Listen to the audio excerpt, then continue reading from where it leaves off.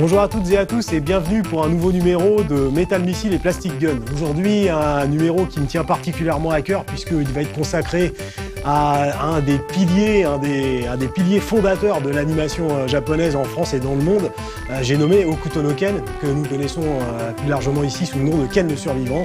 Donc une série qui nous a passionnés, qui, comme a dit dans mes souvenirs un lecteur japonais, m'a appris à devenir un homme, Hokuto no Ken. Tout d'abord, un rapide petit résumé. Donc, en 1990, comme nous pouvons le lire sur le générique, eh bien, l'holocauste nucléaire survient et laisse le monde dans un état lamentable, un désert global, aride, qui ne transporte que la mort et sur lequel le soleil darde ses rayons implacables. Donc c'est vraiment un futur pas très reluisant pour la Terre et l'humanité, bien sûr, a régressé vers ses plus bas instincts. L'électricité ne fonctionne plus, il n'y a plus d'exploitation d'énergie. C'est vraiment apocalyptique, c'est vraiment la fin du monde. Et qui plus est, nous apprenons qu'une prophétie divine énonce le fait que si jamais les deux arts martiaux divins du Hokuto Shinken et du Nanto Seiken s'affrontent, ce sera la fin du monde. Donc une fin du monde après cette première fin du monde, on n'a vraiment pas envie de savoir ce que ça pourrait donner. Donc voilà, nous allons commencer par le héros de cette immense série, à savoir Kenshiro. Donc ici, on va regarder bien sûr la boîte dans laquelle il nous arrive. Alors, une très belle boîte de la série Revoltech. Revoltech, une série dont on ne présente plus les multiples productions, qui a été dans les premiers pionniers à faire des personnages vraiment très très bien articulés avec l'aide du fameux Revoltech Joint qui consiste en une boule crantée qui permet des articulations très très larges et qui vous permet de donner des positions très intéressantes à votre personnage.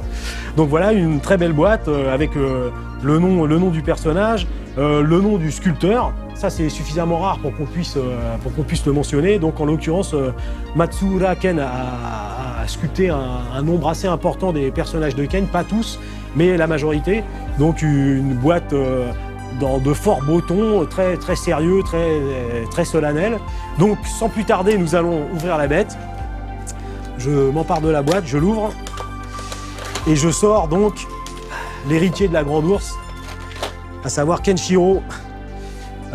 Donc le plus jeune des quatre frères du Hokuto, mais le seul héritier, le seul réel héritier du point meurtrier de l'ultime massacre. J'aime beaucoup dire ça. Je tenais absolument à vous le placer.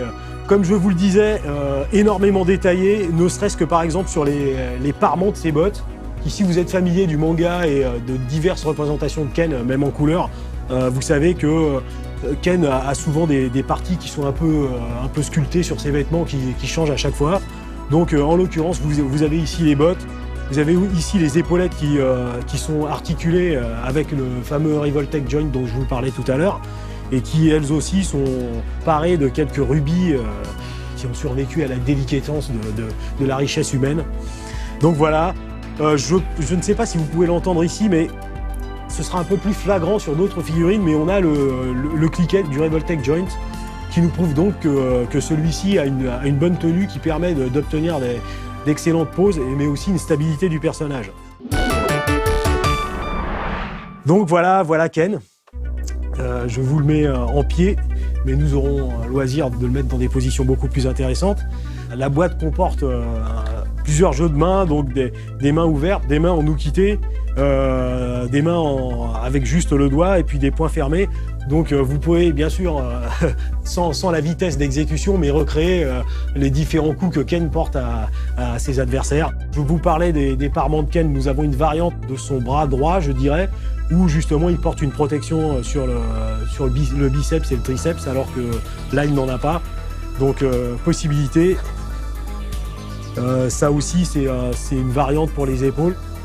Et puis la variante la plus intéressante, c'est que nous avons ici Ken avec son visage calme, mais au prix d'une petite manipulation, nous pouvons mettre la tête alternative de Ken où il crie donc lors de ses attaques, où il fait le fameux ah ta ta ta ta ta watcha qui massacre l'adversaire.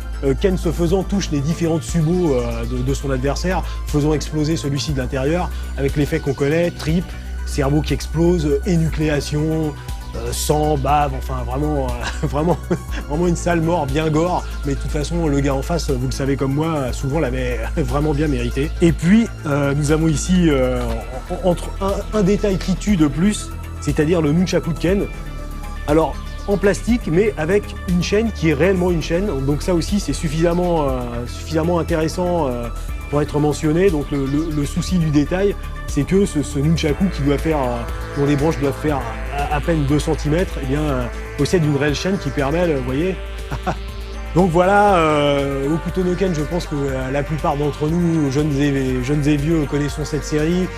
Une série qui est vraiment un paradigme, selon moi, de l'animation japonaise. Je crois, dans ma jeunesse, avoir proféré la phrase suivante, Hokuto no Ken, c'est Jésus avec des couilles.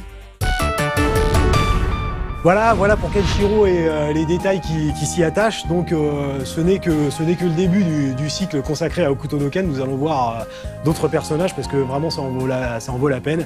Et voilà, je finirai en disant que comme dirait Ken, Omocha wa kodomo no mono de wa nai.